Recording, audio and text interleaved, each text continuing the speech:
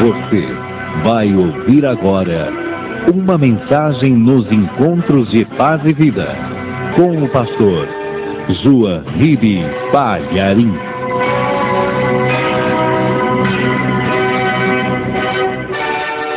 Primeira carta de Paulo aos Coríntios, capítulo 10. Em reverência à palavra de Deus, se coloque de pé, por favor. Veja se perto de você tem alguém sem o Evangelho e mostra para essa pessoa onde nós vamos ler. Mostra para ela onde nós vamos ler. Primeira carta de Paulo aos Coríntios, capítulo 10, versículo 1 e 2, diz o seguinte: Ora, irmãos, não quero que ignoreis que nossos pais estiveram todos debaixo da nuvem e todos passaram pelo mar. E todos foram batizados em Moisés, na nuvem e no mar. Amém, igreja? Você crê na palavra de Deus? Você crê que a Bíblia aberta é a boca de Deus falando? Você crê mesmo? Então dê a melhor salva de palmas para a palavra de Deus. Mas a melhor, né? Tem que ser a melhor. Você quer ver essas palmas melhorarem? Abra a tua boca enquanto você aplaude e diga glória a Deus. Oh, glória! Isso, continua glorificando. Glorifica a Deus de todo o teu coração, com toda a tua alma, com toda a tua força. Oh Deus, recebe agora esse louvor da tua igreja. E enquanto esse louvor está subindo, faz descer a tua virtude e o teu poder. E enquanto nós pregamos a palavra, vai despejando bênçãos sobre a vida de cada ouvinte. E que a tua palavra vá e produza o resultado para o qual está sendo mandada. Em nome do Senhor Jesus. Assim seja. Amém. Diga amém, Jesus. Podem sentar. Você sabe que a Bíblia Sagrada se divide em Antigo Testamento e Novo Testamento. O Antigo Testamento fala principalmente do povo de Israel e da lei de Moisés, do Antigo Pacto.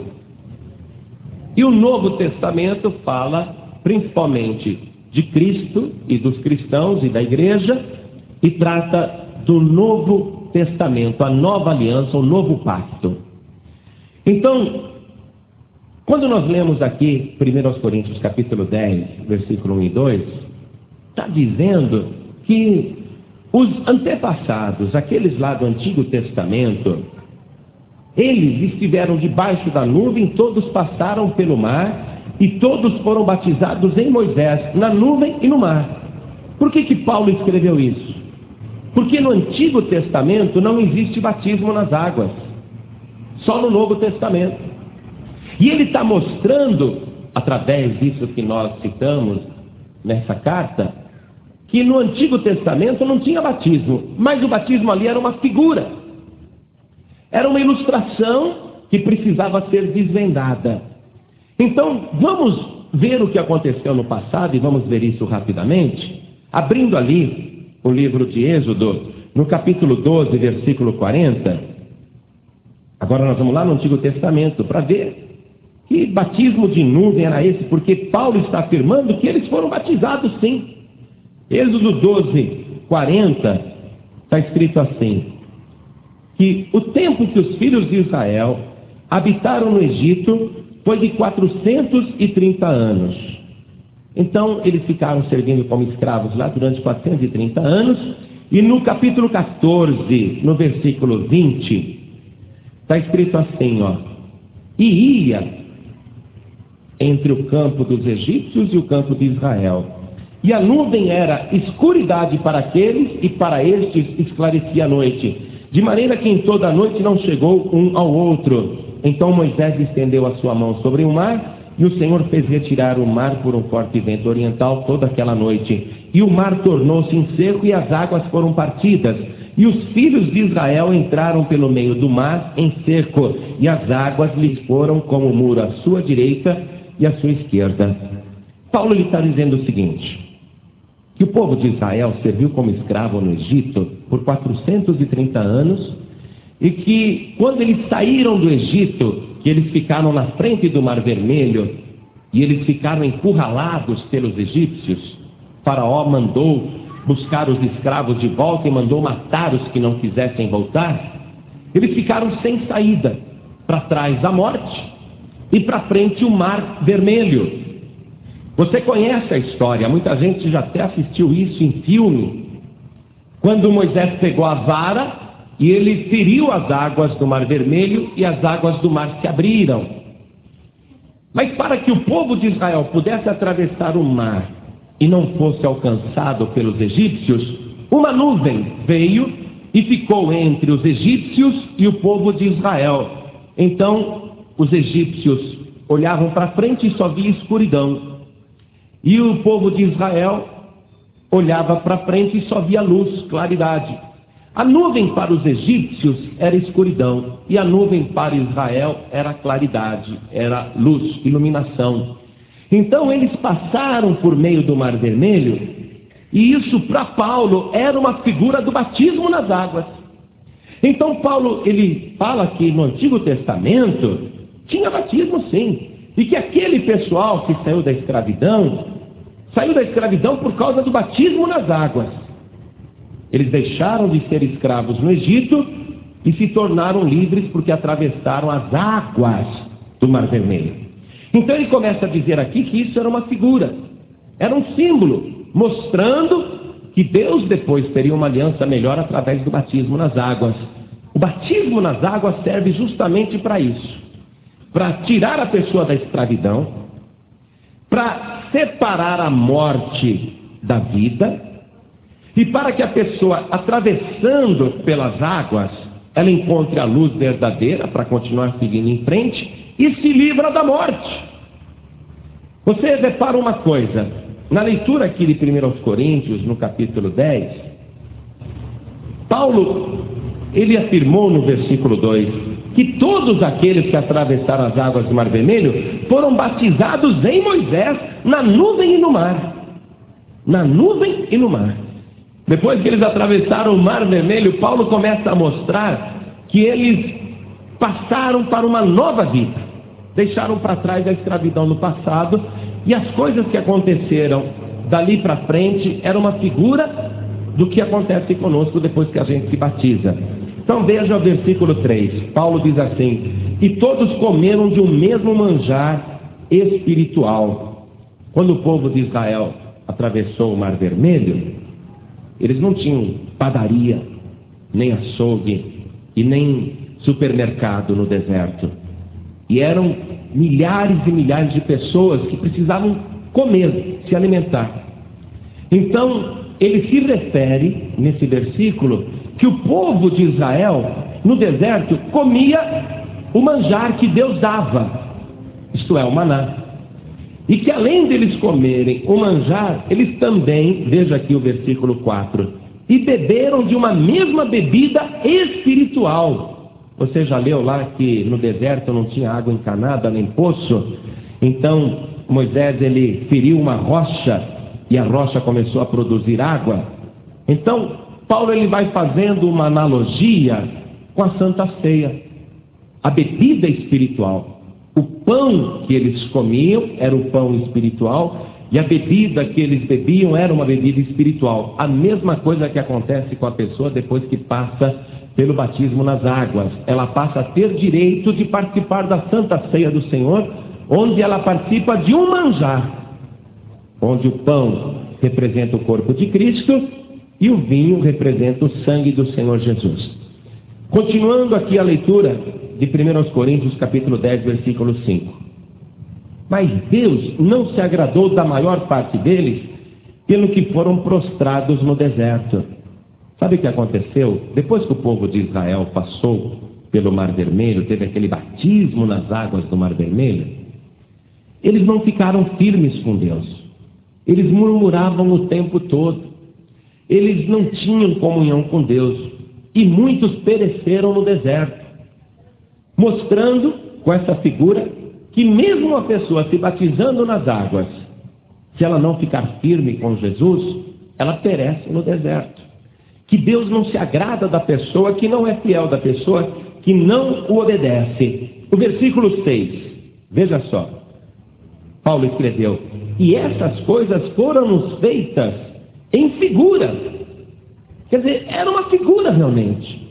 A travessia do povo de Israel pelas águas do Mar Vermelho, o manjar que eles passaram a usufruir depois de passarem pelas águas do Mar Vermelho, tudo era uma figura do quê? Do batismo nas águas e da Santa Ceia do Senhor. E a falta de fidelidade comprova aquilo que Jesus disse: nem todo que me diz Senhor, Senhor, entrará no reino dos céus. Quem é que vai entrar no reino dos céus, na terra prometida? Até essa figura é interessante. O povo de Israel saiu do Egito em direção à terra prometida. Para isso passaram pelo batismo nas águas do Mar Vermelho, participavam do manjar espiritual, estavam no deserto, mas o objetivo deles era chegar ali na terra prometida por Deus. A nossa situação já não é mais de figura, é uma situação real. Nós passamos pelo batismo nas águas, nós participamos da Santa Ceia do Senhor e o nosso objetivo é chegar na terra prometida, no paraíso com Deus.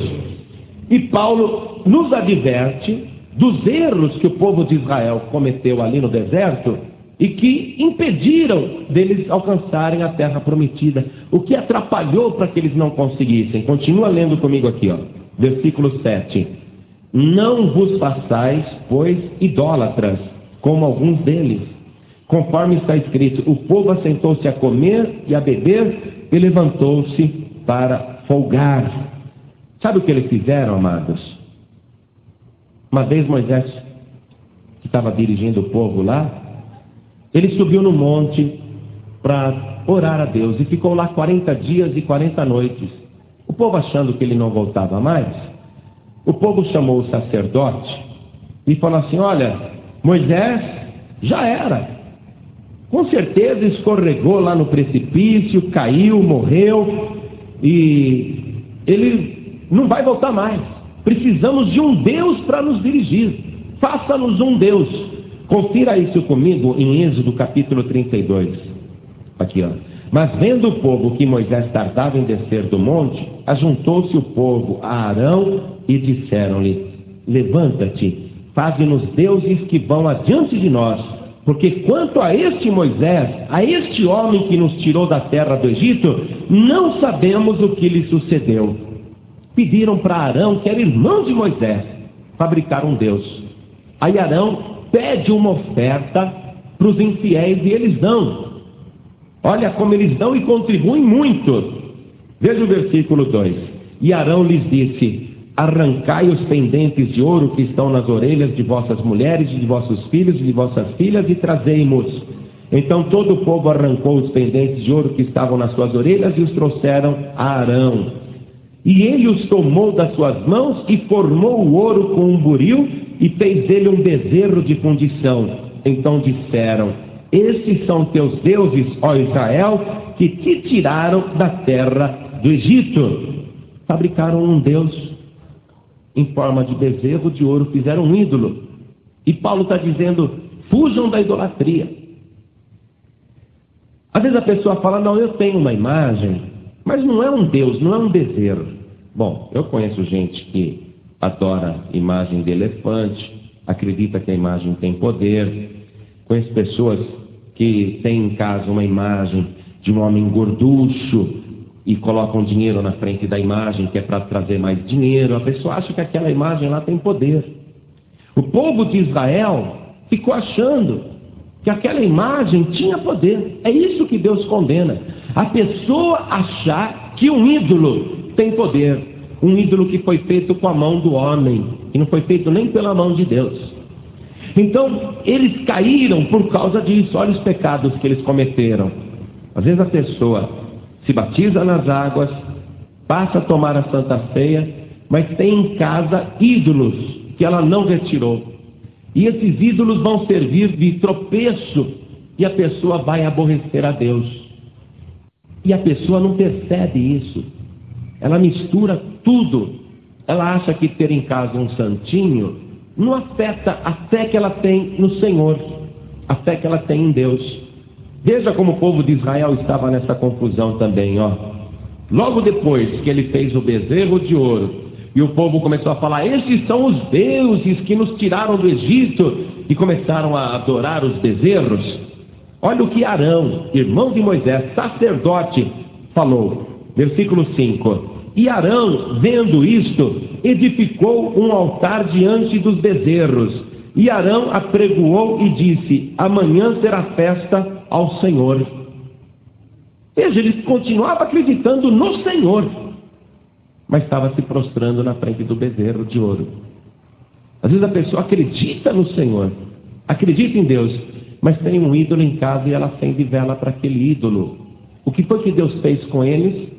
Deus eliminou a maioria daquelas pessoas. Você sabia que daqueles milhares e milhares, 400 mil homens, fora mulheres e crianças, você sabia que só 2 entraram na terra prometida? Só Josué e Caleb. Jesus falou: são poucos os que se salvam. Josué e Caleb não adoraram esses deuses, esses ídolos, não. Se mantiveram fiéis ao Senhor. Então isso é muito sério, gente. Você precisa entender que não há outra maneira de uma pessoa ser salva a não ser por Deus. Deus é o único que tem poder para fazer a pessoa entrar no céu ou impedir a pessoa de entrar no céu. E Deus estabelece agora uma regra clara, não mais por figura, porque o povo de Israel não tinha noção das coisas, era só uma figura, uma ilustração. Mas agora para nós a coisa é clara, a ordem de Deus é bem clara. Veja comigo em São Marcos, no capítulo 16, no versículo 15. E Jesus disse-lhes: ide por todo o mundo pregar o evangelho a toda criatura. Quem crer e for batizado será salvo. Quer dizer que a forma de obter a salvação é simples, é clara, é o batismo. Agora não é mais figura, é uma ordem direta. Então, como é que você tem que fazer? Você tem que entender isso. Você é um escravo de Satanás, é um escravo do diabo. Quando o povo de Israel estava no Egito, eles eram escravos do faraó. Que vida que faraó dava para o povo de Israel? Trabalhar de manhã até de noite. A comida era uma ração pequena. Eles apanhavam o dia inteiro, não tinham conforto nenhum, moravam numa casa feita de barro, numa casa miserável. Eles produziam riquezas, mas não tinham direito às riquezas. Eles eram escravos de Faraó e ficaram assim durante gerações. Como que eles se libertaram da escravidão? Quando eles deixaram para trás o Egito e o Faraó e os egípcios e atravessaram as águas do Mar Vermelho. Paulo disse que aquilo era uma figura do batismo. Atravessando as águas do Mar Vermelho, eles ficaram livres do Egito, ficaram separados do passado. Faraó tentou persegui-los e matá-los, mandou o exército atrás. O que aconteceu com o exército de Faraó? As águas do Mar Vermelho se fecharam e os egípcios se afogaram, mas o povo de Israel passou salvo.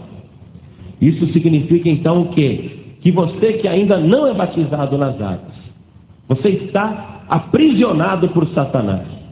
Você está vivendo uma verdadeira escravidão. Satanás tem sido o faraó na tua vida. Ele tem te judiado, tem feito você viver em miséria. E quando você pensa em deixar o Egito, o que Satanás pensa? Em te matar, em te perseguir. Mas agora, meu querido, minha querida, eu quero te dizer isso: não tema, porque Deus colocou na tua frente não o Mar Vermelho, mas as águas do batismo. E quando você atravessar essa água do batismo, o diabo não vai ter mais poder sobre a tua vida. O faraó deste século não vai ter como te alcançar, nem te destruir. Mas o que você precisa fazer? Ficar na frente das águas e entrar nas águas. O que foi que Deus falou para Moisés quando Moisés orou lá na beira do Mar Vermelho? Deus falou assim: Moisés, ordena ao povo que marche. Deus tinha poder para pegar o povo de Israel e jogar tudo ali, no caminho, no meio do mar. Deus tinha poder até para pegar o povo e transportar pelo ar até a outra margem. Mas por que Deus fez atravessar as águas do Mar Vermelho? Para nos dar a figura do batismo. Quando eles atravessaram para o outro lado do Mar Vermelho, eles foram salvos. Não foi isso? Foram salvos dos egípcios. Quando você atravessar as águas do batismo, você vai ser salvo. O diabo vai ficar para trás. O inferno vai se afogar. Ele não vai conseguir mais te perseguir. Isso não é figura, isso é realidade. Agora a coisa está bem clara. Depois do batismo nas águas, você vai participar da Santa Ceia do Senhor.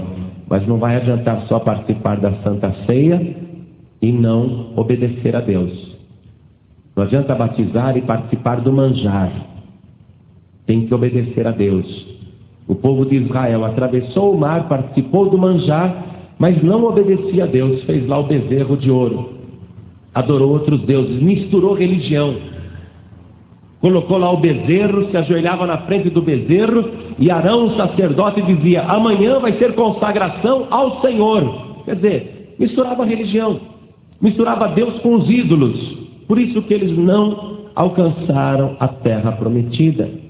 Tem que fazer uma limpeza na sua casa. Às vezes a pessoa está carregando no peito um ídolo, uma imagem. Tem que tirar isso. Isso aborrece a Deus. Ah, pastor, é uma imagem aqui de ouro. O bezerro também era de ouro. Sabe, eles pereceram por causa da desobediência. Veja aqui, olha, voltando para a primeira carta de Paulo aos Coríntios, agora no capítulo 10, versículo 8, diz assim: e não nos prostituamos, como alguns deles fizeram, e caíram num dia 23.000. E não tentemos a Cristo, como algum deles também tentaram e pereceram pelas serpentes. Teve uma época que o povo lá estava reclamando no deserto, né? Eles estão debaixo da proteção de Deus. Deus está fazendo chover pão e carne. Deus está fazendo as rochas brotarem águas. Deus está cuidando deles no deserto. E eles reclamam da vida que estão levando. Então eles tentaram a Deus. Então Deus, por um momento, permitiu que serpentes no deserto mordessem os filhos de Israel, e muitos morreram. Muitos morreram.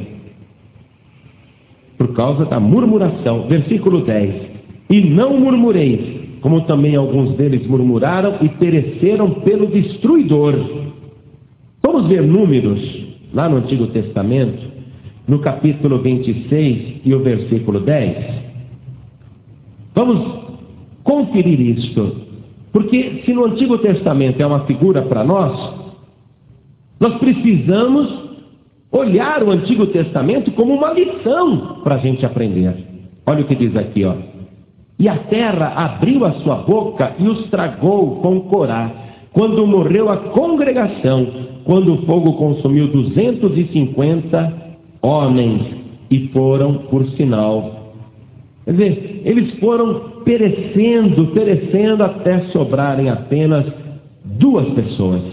Só 2 pessoas conseguiram entrar na terra prometida. Só 2 pessoas foram fiéis. São poucos os que se salvam, pouquíssimos. Pouquíssimos mesmo. Versículo 11. Ora, tudo isso lhes sobreveio como figuras, e estão escritas para aviso nosso, para quem já são chegados os fins dos séculos. Olha a advertência de Paulo. Nós temos que ver a experiência que Israel passou como uma figura para nós, como uma advertência para nós, porque já são chegados os fins dos séculos. Ora, se há 2000 anos atrás, quando Paulo escreveu isso, o fim já estava próximo, o que você acha agora? Nós estamos à beira do fim. O tempo está se esgotando. Tudo já está preparado para a última passagem. Nós vamos fazer uma nova travessia agora. Mas essa nova travessia só vai fazer os que se batizaram nas águas. Porque o povo de Israel, Paulo escreveu, foi batizado na nuvem e no mar. Por que aquela nuvem estava lá? A nuvem é uma figura da volta de Cristo. Porque está escrito que nos últimos dias, quando soarem as trombetas, os que morreram em Cristo ressuscitarão primeiro. Depois nós, os que ficarmos vivos, seremos transformados no abrir e piscar de olhos e arrebatados juntamente com eles a encontrar o Senhor nas nuvens do céu. E estaremos para sempre com o Senhor. Nós vamos fazer muito breve essa nova travessia, mas só vai subir, só vai passar, primeiro, quem atendeu a ordem clara de Deus. Quem crer e for batizado será salvo. Só vai subir quem estiver firme e fiel, pela proporção dos que entraram na terra prometida no passado. Dá para você calcular que o arrebatamento não vai levar muita gente. Dá para você calcular que poucos irão subir. Mas quem vai subir? Aqueles que não murmuram, aqueles que não vivem para este mundo, aqueles que confiam em Deus, aqueles que são fiéis a Deus. Continuando a leitura de Paulo, aqui na carta aos Coríntios, o versículo 12 diz assim: aquele, pois, que cuide estar em pé, olhe que não caia.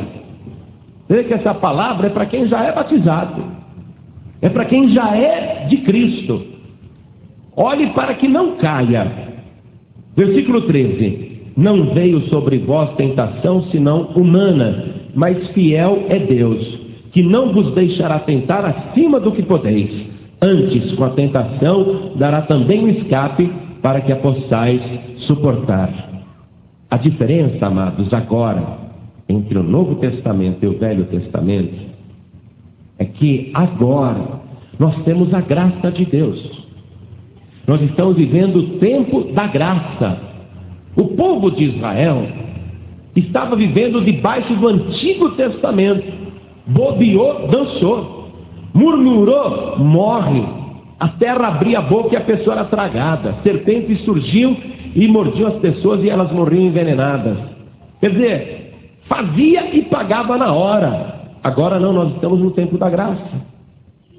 Se é verdade que no passado somente 2 entraram na terra prometida, a rigidez continua muito grande, mas agora você tem a teu favor uma arma poderosa, uma arma que ninguém pode resistir, um elemento que até o coração de Deus se derrete diante dele. A partir de agora, se você decidir se batizar, e você que já é batizado, se você invocar o poder deste elemento, se você invocar a autoridade deste elemento, então você vai conseguir a graça de Deus, o elemento mais poderoso que existe sobre a terra, que derrete até o coração de Deus, é o sangue do nosso Senhor e Salvador Jesus Cristo.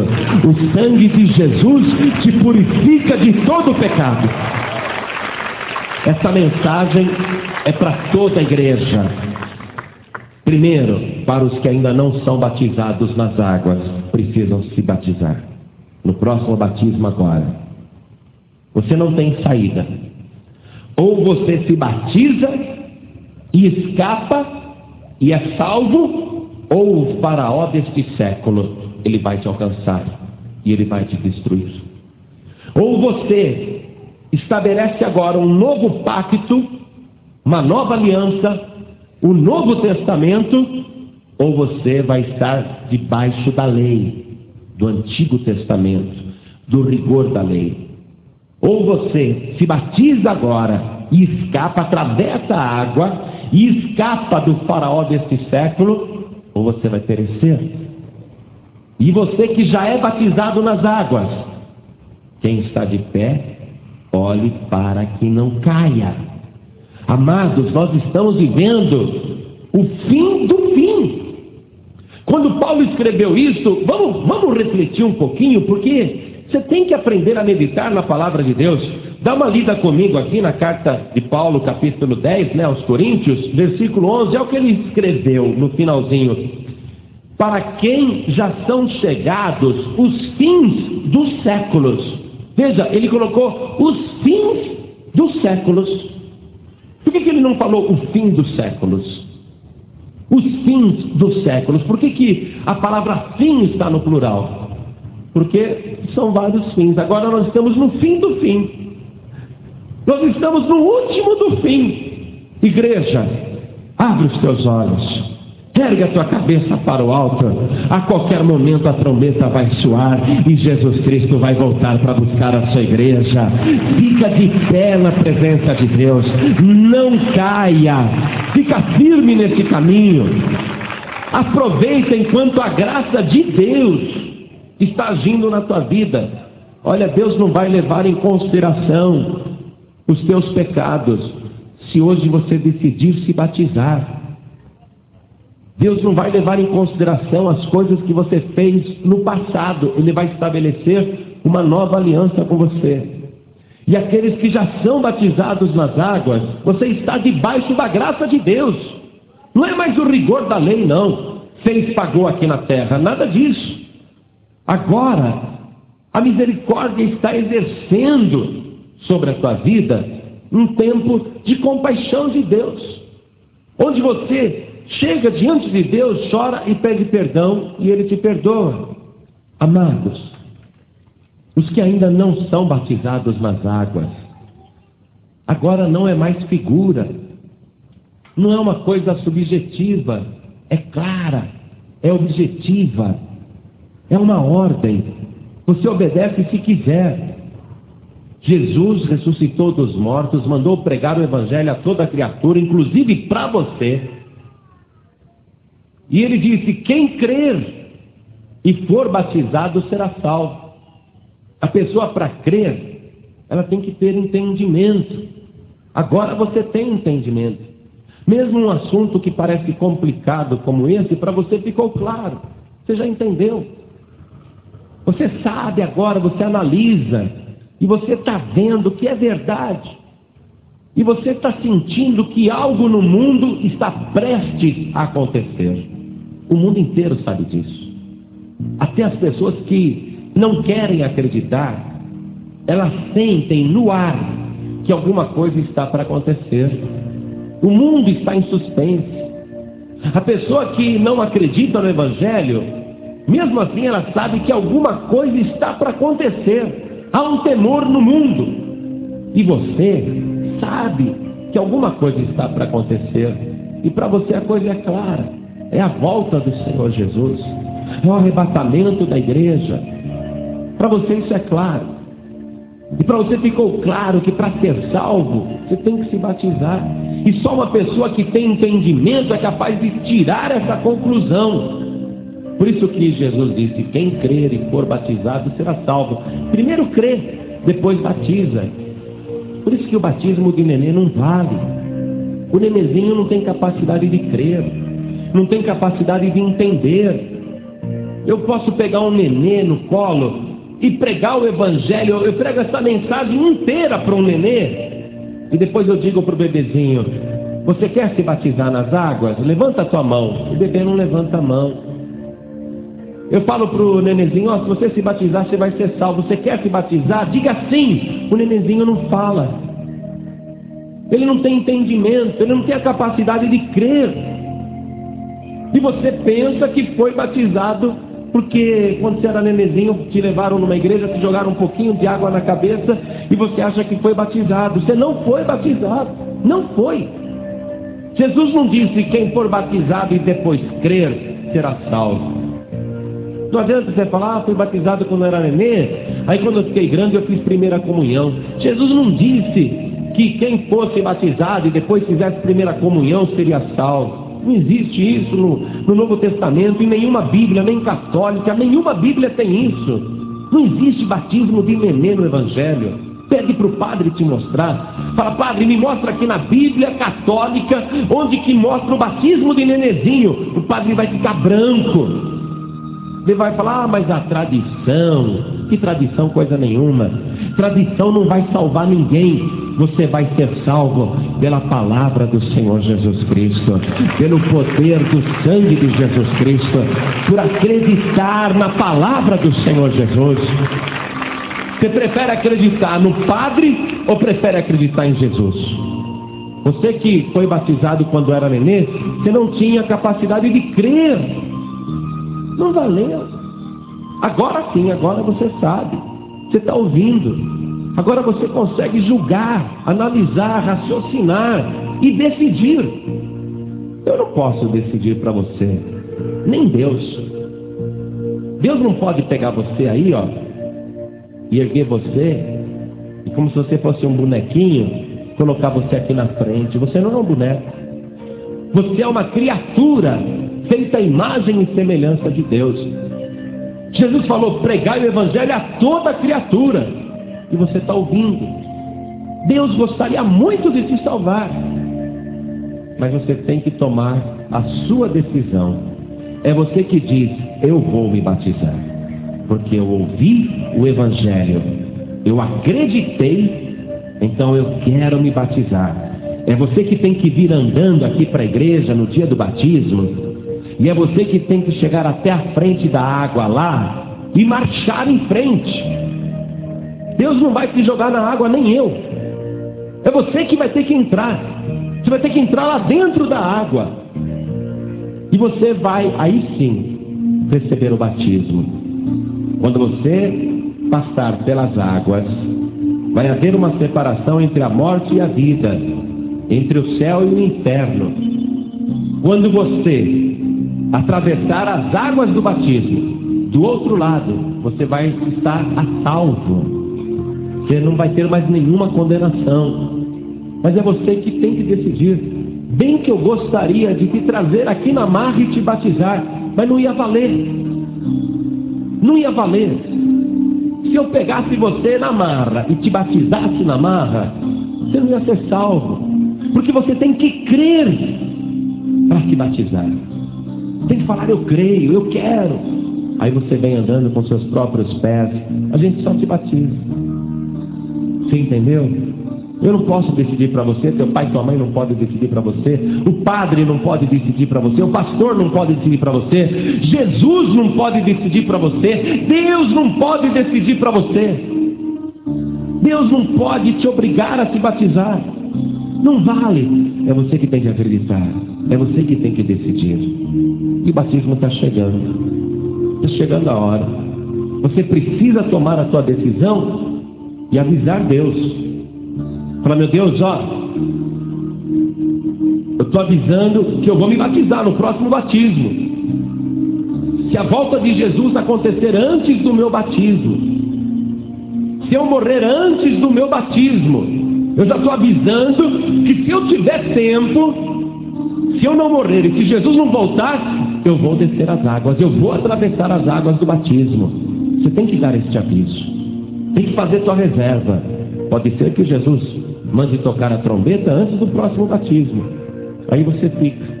Mas se você falar: não, eu vou me batizar, essa decisão tua fica registrada no livro das obras. É o primeiro livro que vai ser aberto no dia do juízo. E lá vai estar escrito que hoje você resolveu se batizar. Morreu antes. Ou então Jesus voltou antes. Mas está lá registrado. Se ele tivesse tempo, ele ia se batizar. Se ela tivesse tempo, ia se batizar. Porque acreditou. Avisou o céu que acreditou. Então eu pergunto agora, você que está me ouvindo, hein? Por Deus, se dependesse só de mim, você já estava no céu. E para você subir, para você ser salvo, para você fazer essa nova travessia, você tem que se batizar. E só você pode fazer isso. Só você. Por isso, se você for parar no inferno, a única pessoa culpada é você. Porque ouviu, acreditou, mas não obedeceu. É que nem aquele povo de Israel. Não entraram na terra prometida porque não obedeceram. Então você precisa obedecer. Você tem que falar: meu Deus, eu vou me batizar. No próximo batismo, eu estarei nas águas. Amém? Quem ainda não é batizado nas águas e vai se batizar no próximo batismo, ergue a mão bem alta assim para o céu e avisa a Deus. Olha quanta gente. Olha. Todos. Então todos vocês venham aqui para frente comigo. Vem para cá. Vem para cá. Todos que vão se batizar no próximo batismo, venham para cá. Isso, venham. Todos que ergueram as mãos. E todos que vão descer as águas, venham aqui para frente. Vem para cá. Outra coisa. Paulo escreveu esta carta aqui para irmãos. Você viu como começou o capítulo 10?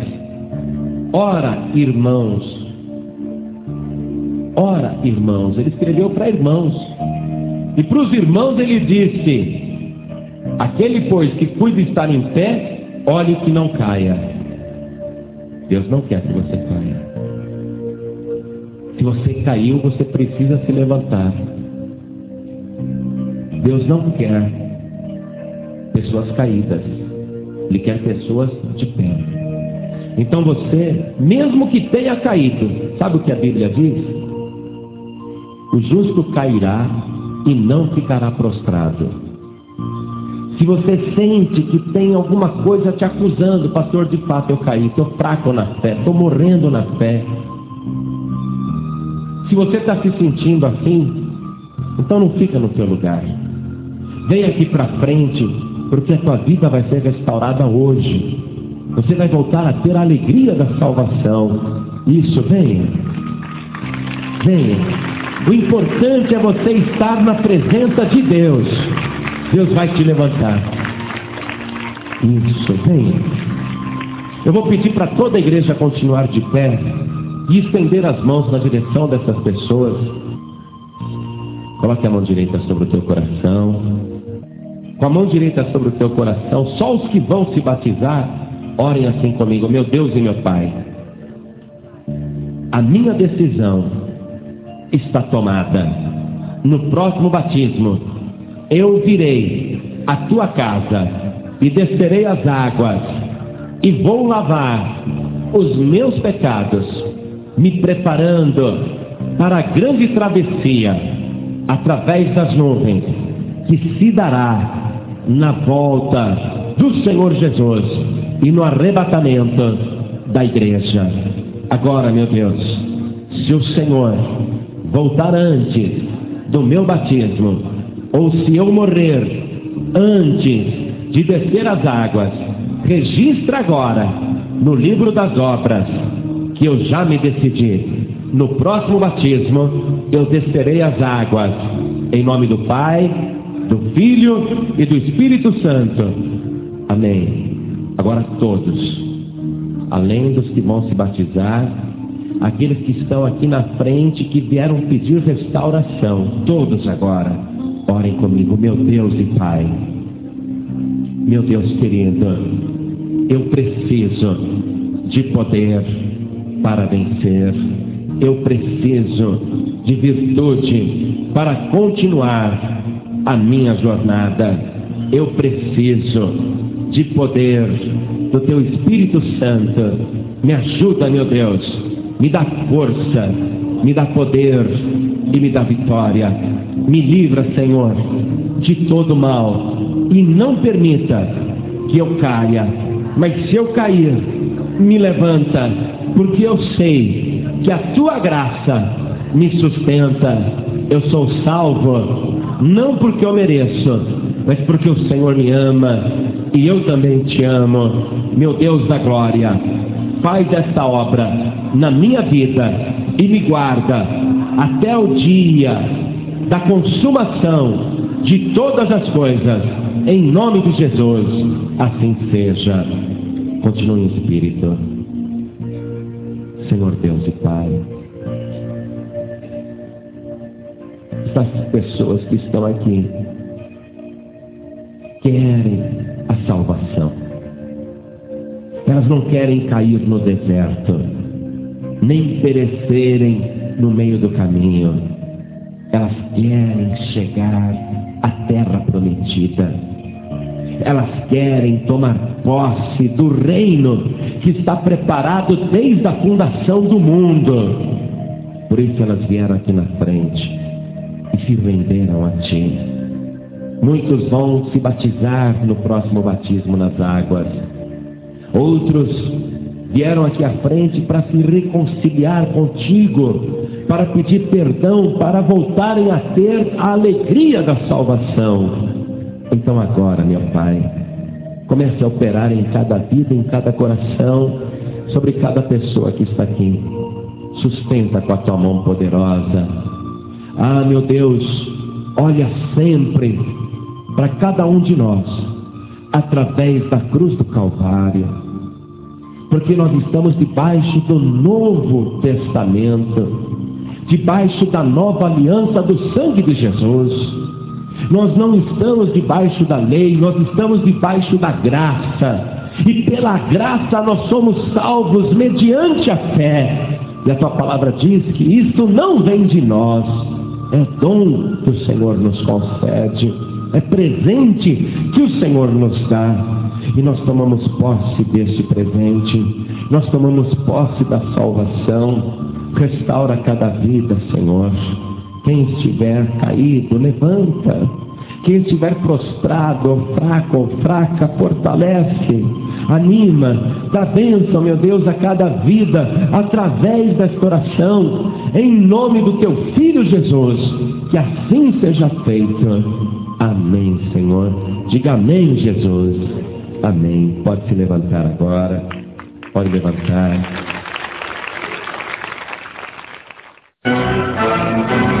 Você acabou de ouvir uma mensagem nos Encontros de Paz e Vida, com o pastor João Ribe Palharim. Participe você também dos Encontros de Paz e Vida, às 8 horas da manhã, às 3 horas da tarde e às 7 horas da noite. Comunidade Cristã Paz e Vida, lugar de gente feliz.